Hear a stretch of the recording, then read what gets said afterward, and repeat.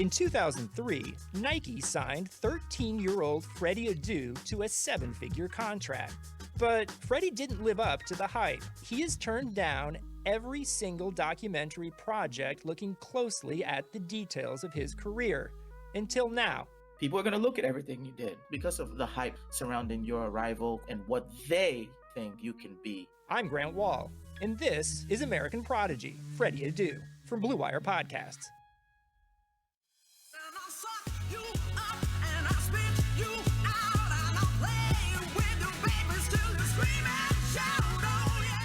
Welcome to our very exciting interview with the legendary Crystal Dunn, U.S. Women's National Team player and newly minted Portland Thorn. We are so excited to have you on, Burn It All Down. Welcome, Crystal. Thank you so much for having me. Okay, so I want to get right into it, and there's so much that we'd love to talk to you about, but obviously really important and pressing for everyone is the larger Black Lives Matter moment.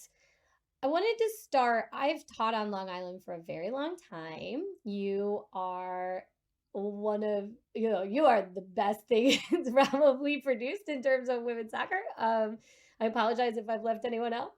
And Long Island is a very segregated place. I've taught there long enough to know. I've taught there at Stony Brook and now at Hofstra almost 20 years. And so I have to ask you, what was it like as a youth soccer player, as an African-American youth soccer player on Long Island? Well, that is such a great question because I feel like as I've gotten older, I definitely think a lot more about my upbringing. I think as a kid, you just see the world one way and then you grow up and you're like, oh my gosh, let me go back to my roots. Like, let me, where it all started. So yes, growing up on Long Island, I'm from Rockville Center.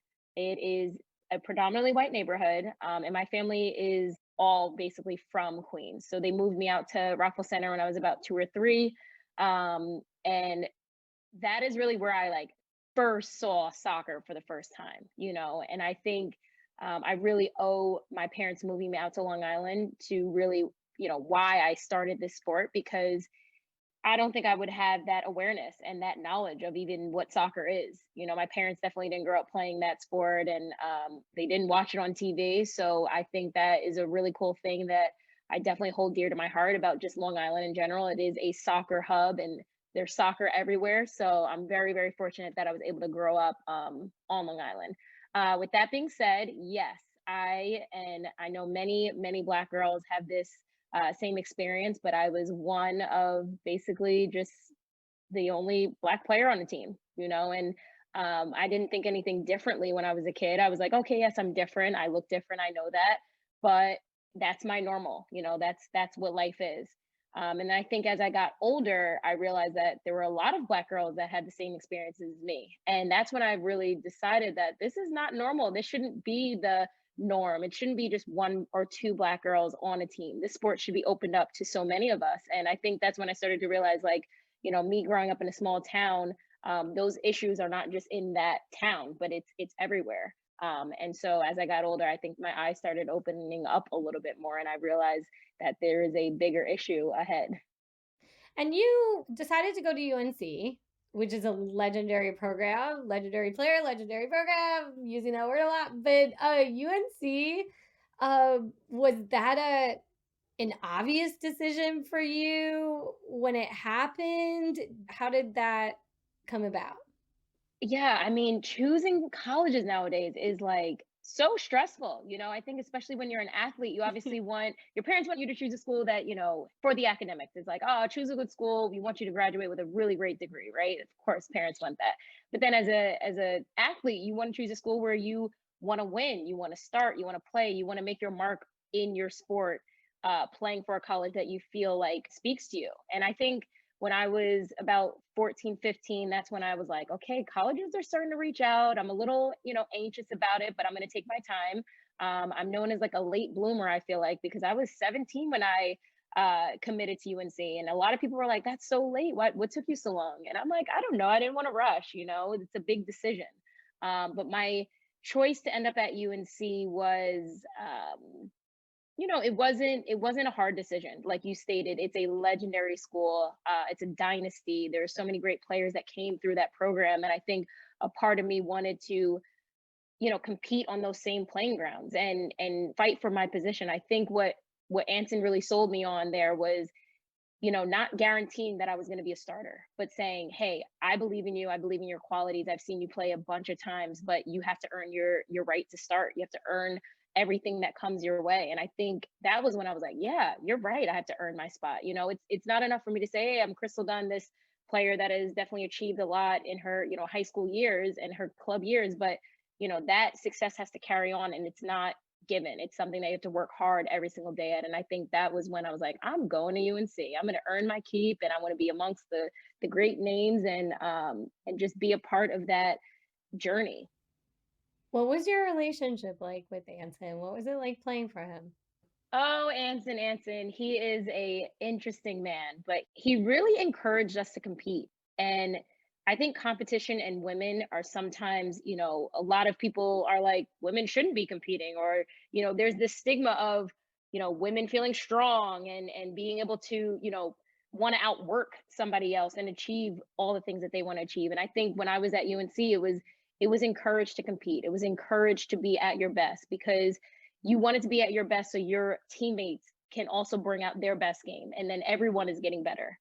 So I think Anson did an incredible job of just always making sure that people wanted to compete, and you wanted to lose and almost be like, wow, that's unacceptable. Next day, like, I don't want to have that feeling ever again. Even if it was a 5v5 tournament or a juggling drill, whatever it was, he just fueled us to want to be at our best. And I think my relationship with Anson was just incredible. He definitely never treated me differently, and I think that is so important. Is he always made me feel like, even if I had the stardom around me, that I just have to, bring it every single game and every single training. And I think that's what I try to encourage most athletes these days, is to just earn your keep every single day. Don't take anything for granted, and want to get better and want to compete. I don't know how many times you've been asked this, but as a professor, did you have a favorite class? Oh, favorite class. Let's see. So I'm a soc major. Yay. And I love sociology, because I really think that just really understanding how groups of people work together in the most efficient way was something that I always caught my eye, because you could just apply it to everyday life, just in your neighborhood. Just think about the people that you see every day, and why you're able to connect and talk, and everyone, be included in this one little area, So definitely all my sociology classes, I was intrigued. I was always, trying to read up early and make sure that I was like prepared for, answering questions the next day in class. That was probably the one area that I was like, I want to be a nerd. I want to be a geek in this class. It's got a different kind of competition to it. Yeah, exactly. I mean, it can fuel you. You can bring it every class too. Like, it's pretty interesting.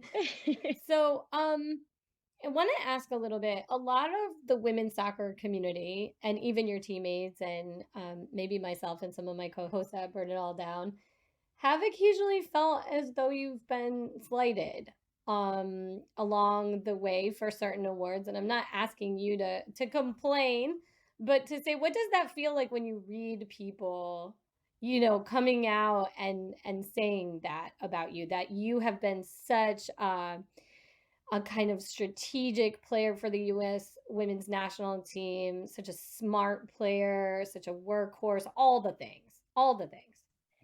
Wow, that is, oh my gosh. I hope I don't tear up, because I have been thinking about this for like a while now. I think me being a versatile player has been like great, awesome. I'm unique. I'm in this own space that I get to exist in. And also, I feel like it's a curse at times. I feel like my identity really gets lost. I feel like in the league, I'm known as a player that, is a midfielder. I cause havoc. I create goals. I assist, and all these, qualities that I think resemble who I am as a player. And then I go into national camp, which is where there's a huge, it's a huge stage, there's a huge spotlight on you. And, I'm an outside back, a completely different position that, requires me to be in a completely different mindset throughout the game. And I think I've really struggled at times, because I'm almost envious of everybody else for being able to be the same person and player, I feel like, in camp and out of camp and wherever they are. They know they're a midfielder. They know they're a striker. They have their identity kind of solidified. And for me, I don't get that, but Mm-hmm. I will say what I do get is perspective. I get appreciation of all the positions on the field. I, connect well with my teammates because I understand if I'm playing as a left back and I'm connecting with my forward, I understand the life of a forward. I understand the runs that need to be made and just the movements that I feel like I've found myself in before. So it is kind of a, little love hate relationship I have with my role as a player. And I think that's also why I have seen people say that I'm slighted. I think, my role on the national team has very much been to fill the holes and wherever we may be missing um, a person or player that they, are still searching for. I've always been the one that has to plug the hole. And it's a compliment, but, am I the one who's making headlines the very next day? Hasn't really been me, or I haven't felt like, I've gotten where I needed to be notoriety wise. And, it hurts sometimes. Some days I wake up, I'm like, bummer. Like I really felt like I had a good game. I didn't make the headlines. But I will say I've just never been that person to like play this game for all the fame. What I get out of soccer is the connections I get to make, the friends I get to have, you know, everything that soccer has brought me is why I continue to play, because it is such a special sport that has brought me all over the world. And it's just, the feeling I have every day that I step on the field, the passion that I want to put out there every single day is more than all the accolades that I may not get or the recognition that I may not get. And, it makes me work harder. Maybe I'm even more pissed off the next day because I'm like, I should have been, MVP of this game, but I wasn't. Oh, going back to the drawing board, Right, getting this. back up there. Exactly, exactly. So, but I will say when I speak to like young kids, I always tell them like, you really have to enjoy the sport and play it for the right reasons, because you will drive yourself insane if you compare yourself to other players or you only play to win these trophies or want to be in these moments that will come with hard work and dedication. But it should be the journey that you focus more on. And I've had an incredible journey and I don't regret anything, and I'm unique for it and special for it. Absolutely. And what I try to say as a mother of a U12 player who's on the shorter side and who gets played as a right back, a right forward, and a midfielder, depending on quote unquote what is needed. We've watched you, and I always try to say, just like that, just like that. And what she comes back to is she's like, she reads it so well. She Yes. says, see, that's because she does all of those things that Exactly. she So how can does she read it. feel about it? Like, is Um, she, excited? Is she like, okay, if coach needs me to play right forward or right mid or right, right back, I'm fueled and excited about it? Or is she like, oh, I can't okay. wait for Luna to hear this because she feels exactly how you do. Oh yeah. She wants an easy label. She wants a set of things to work on. Yes. And instead, she feels like she's constantly working on every single aspect of the game itself. Yes. So it's like, what drill could I do? Well, I don't know. Any of them but keeper. Exactly. I mean, that's exactly how I feel. And it's, I think at a young age it is disappointing, I feel like is the word, when you do feel like your coach wants you to play in multiple positions, but in the long run you're so much better for it. I am like so much more technical because I can bounce around and be someone who can fill these multiple holes and play in multiple positions. You Mm. don't just get to do that because you're fast or athletic. And I think that's, that taps into a whole nother conversation of, just me talking about how you really should label players. Mm-hmm. And when you're critiquing players, don't say they're just athletic. That's why they can play multiple positions, because I can tell you right now, I'm not always the most athletic on my team, but I do not think that everybody can be the 10, be the forward, be the 9, be an outside back. And that's skill set, that's knowledge of the game. And I think that stuff needs to be highlighted way more than they're fast, they're athletic. Like, yes, that's part of the game, but that is not all of what soccer is made of. Did you feel like some of those labels came because they were racialized? I mean, at times, I think I can't make that judgment call on all the comments that have come my way, just to say, oh, it's because I am a black girl on the national team. That's why they're labeling me this way. But I do think there are times that I feel like they wouldn't say this to a white player in my position, or another player that is similar to me, has similar qualities. So I really do hope that I can help push that message forward to commentators and coaches to just really see the game and not get caught up in, oh, I'm just going to make this statement and it's not going to harm anybody. Because I think, especially with young kids, their minds are sponges. Like what they hear, they're going to carry with them and they're going to think, okay, this is what coach thinks of me. This is who I am.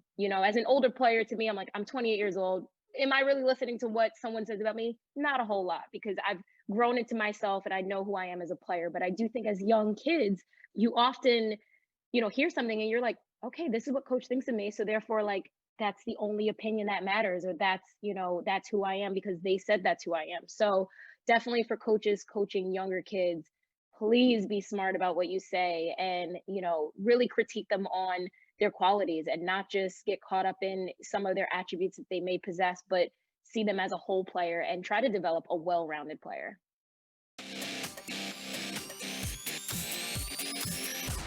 So as we all know, 2020 has already reshaped how we work. It's almost over, but businesses across the globe have been challenged to be their most efficient. And guess what, friends? Indeed is here to help. Indeed, what is Indeed? It is the #1 job site in the world with more total visits than any other job site, according to ComScore. It helps you find quality candidates quickly so you can focus on hiring the person you need to keep your business going. Unlike other sites, Indeed gives you full control and payment flexibility over your hiring. You only pay for what you need, and you can pause at any time. This is my favorite. As someone who forgets to cancel things and is very ADHD, Amira, can you relate? Yes. Do you have a few things on your account that just like, oops. Keep going. Yes. So there are no long-term contracts. No long-term contracts.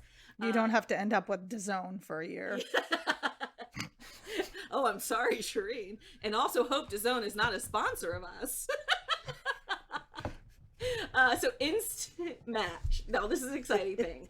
Indeed's new way of matching you with candidates instantly is Instant Match. It delivers a short list of quality candidates whose resumes on Indeed match your job criteria, and you can contact the moment you sponsor a job, making Indeed... Okay, I like this line. Making Indeed the only job site that can move as fast as you do. Woo! Here's our call to action right now. Indeed is offering our listeners a free $75 credit to boost your job post, which means more quality candidates will see it fast. Shireen, what's the credit? I have no idea. It is a free $75 credit. Amira, what's the credit? It's a free $75 credit. Thank you. At Indeed. God, I was ready and you didn't call me. I thought Jessica was going to do it. I'm ready. Indeed.com/Blue Wire. This is their best available offer anywhere. Jess, what is that website? Uh-oh.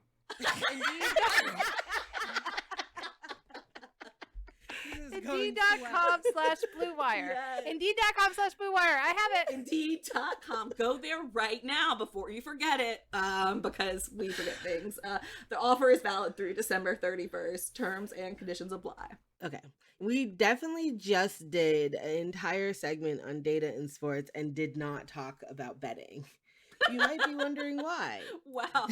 It's because we don't know anything about betting. I don't know how many times I can keep telling y'all that. I have no idea. I keep telling you that. I keep telling my uncle that. Like, I don't know how many more ways we could say. I don't know. But again, if you are somebody who likes to bet and knows what to bet on and what all those numbers mean, I can pretend. I'll be like, take the over, take the under. I'd go against the spread. They're -5. I'll take them and the points. I can pretend a lot. But the people you really want to turn to is Bet Online, because they give you every possible chance to win this season. They have game spreads and totals and teams and players and coaching props, and prop bets are a thing that I'm going to say. Again, I don't know what that means, but BetOnline does. So go there. They give you more options to wager than anywhere else. You can get in on their bonuses. Wager on wins, division championship features all day, every day. So please head on over to Bet Online today and take advantage of all the great sign-up bonuses. Don't forget to use the promo code BlueWire at betonline.ag. That's Blue Wire, all one word. Bet Online, your online sportsbook experts. So, this past summer, after, Breonna Taylor's murder, George Floyd, there's a massive Black Lives Matter movement.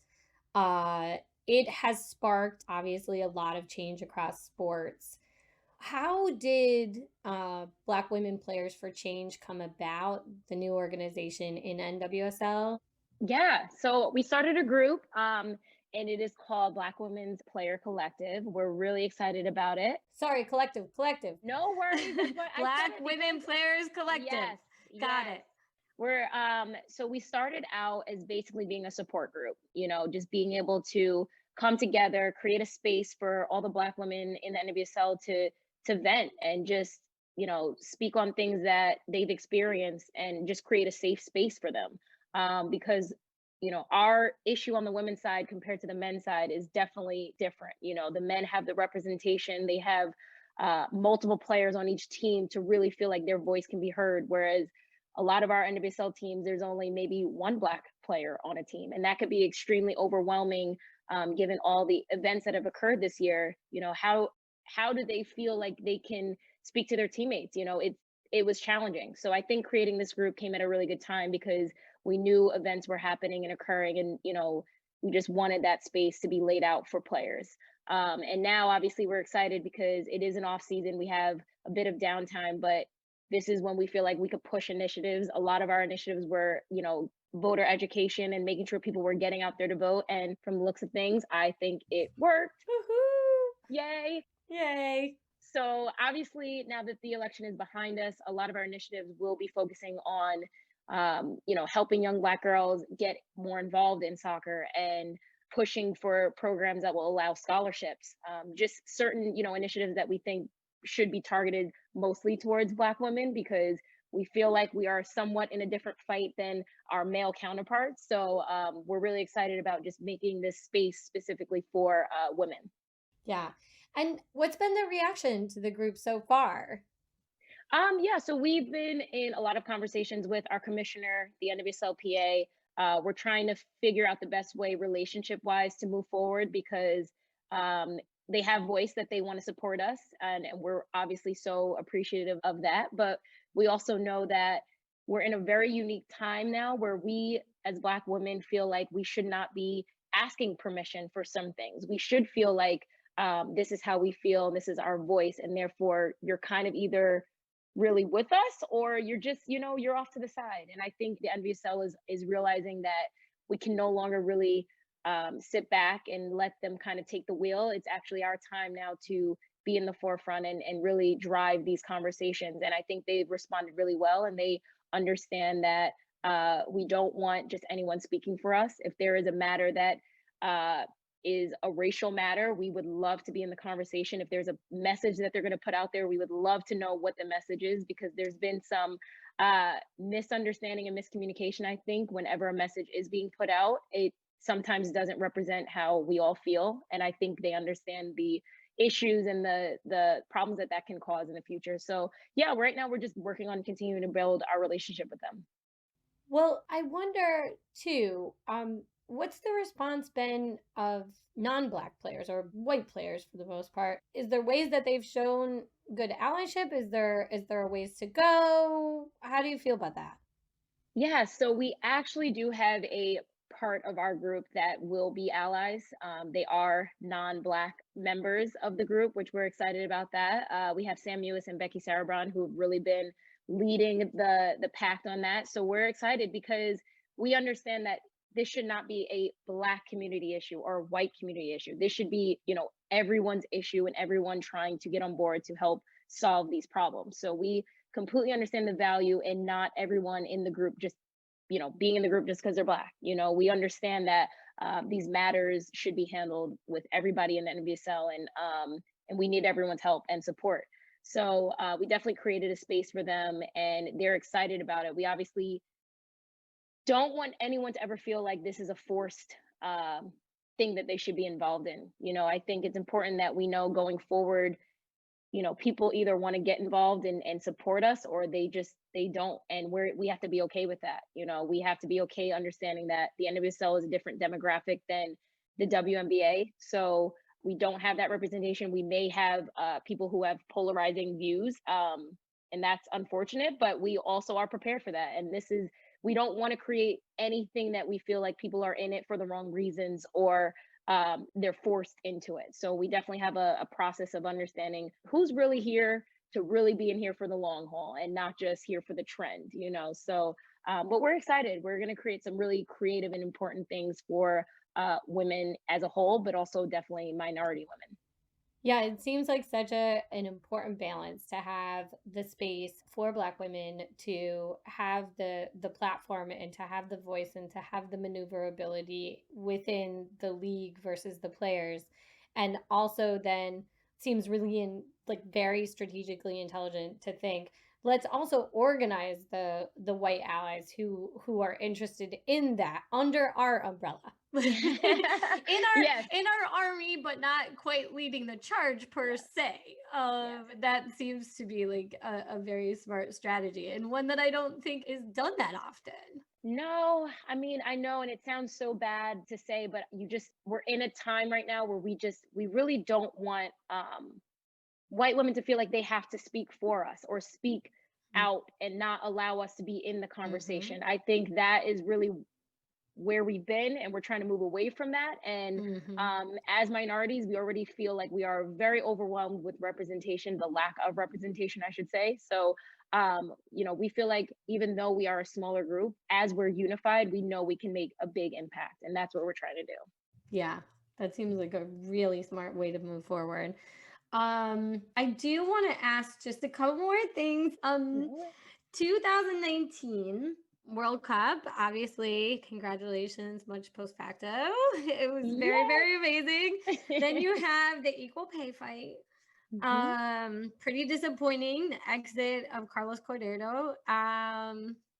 Where is the equal pay fight now? We're not, hearing so much about it. And of course, equal pay and pay gaps are also really important intersectionally with Black Lives Matter, because so much of Black labor is depreciated. So I want to ask you about that. Yeah, I mean, honestly, I wish I had this huge update for you, but I kind of really don't. It's actually been definitely quiet, but I think more so quiet just because of what this year has been like. We're not saying that the equal pay fight is not important, but I think also are at a time where COVID is, breaking out again. And the racial injustices that have been happening has been huge in the forefront. And I feel like this was a time for us to kind of take a step back and, just reflect, and even though we are disappointed in the decision that was made, we know that we are going to keep fighting, and we know that this is not the end. And now it's been great that the national team has been able to get back, because it has been challenging to get on the same page with players if you don't see them, if you're only doing, Zoom calls, and it's just hard to connect. But I think as the world is now taking a turn, hopefully for the better, those conversations will be sparking up again, and we will be moving forward on just what's next and how do we keep these conversations going, because we will not stop until we know we have gotten what we rightfully deserve. And obviously being on the national team, it's been incredible, because I do feel like we are pioneers. So for us, these battles are hard to fight, but we know that by doing that, we are paving the way for those coming after us, but also other national teams. It's been incredible to see that. For us, it's like, yes, we're in our own fight, but it's really not our own fight. It's a fight for women everywhere to be recognized and paid what they are deserving of being paid. And I'm seeing the effect all across the world. And I think that's what we are hopeful that we can continue doing. Yeah, it really feels like a global moment. I mean, Brazil at least coming to equal pay for the days they're convoked. It's not exactly equal because they're convoked far less, but at the same time, it's a step forward. And I'm not surprised to see that coming under Pia Sundhage's coaching tenure. I mean, I feel like there's connections where, Definitely. it's a global movement, but the U.S. women have have definitely played a really inspiring role. I can tell you from having worked with the Argentine and Chilean national team, they are able to parlay that example and really push their federations in directions that they might not be able to do otherwise. Definitely. So that it is really important for all of those reasons. And it's exciting. And I think we all hope the momentum, keeps going. Yes. I think we're rounding the corner. Yeah, we're going to keep on going. I do too. And I want to sort of talk about Portland. North Carolina has one particular type of women's soccer community. And it's got the UNC and it's got the Duke and it's got the Courage and there's great stuff about it. Probably, though, rivaling in terms of the ferocity of their fans. Portland Thorns fans are so excited to have you. Do you already feel a kind of vibe with the city? Yes. I think honestly this year, throughout all the chaos, has really just allowed me to have even more clarity and just really be able to get introduced to Portland. I think everyone can kind of look at 2020 the same way, saying, oh my gosh, I couldn't go into work anymore. Kids are at home. Kids are now doing stay-at-home studies and things like that. But I feel like you get to look at the world in a different way. And I think that's how I kind of used this year, was really just being in Portland a lot more and being able to just get used to this new surrounding.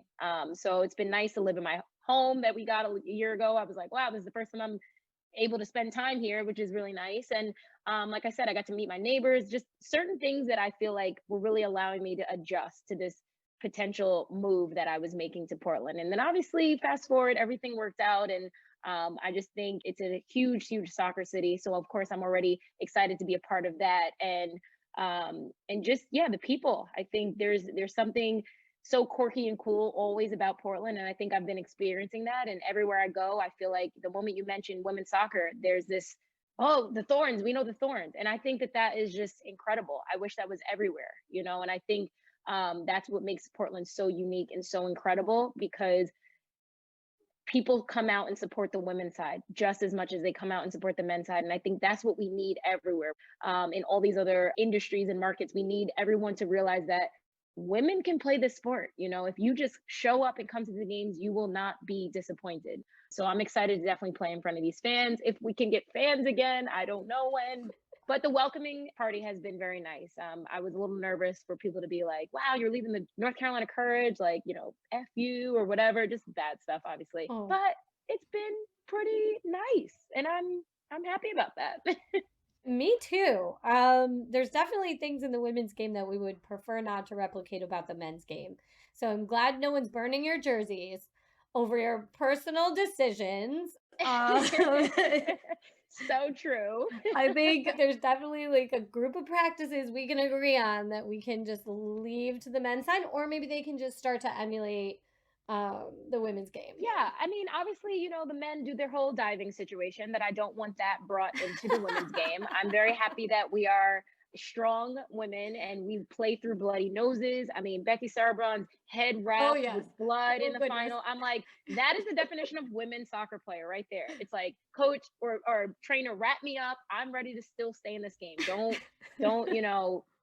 Don't haul me off of the field. Yeah. Okay. So, if it's up to us, we've already got the ball rolling on this concept. So that's great. Well, at Burn It All Down, we are absolutely so excited for you at the Portland Thorns and so grateful that you came on the show. And just best of luck to you in all of these things. And congratulations on the Black Women's Players Collective. It is fantastic and much, much needed. Thank you so much. I appreciate it.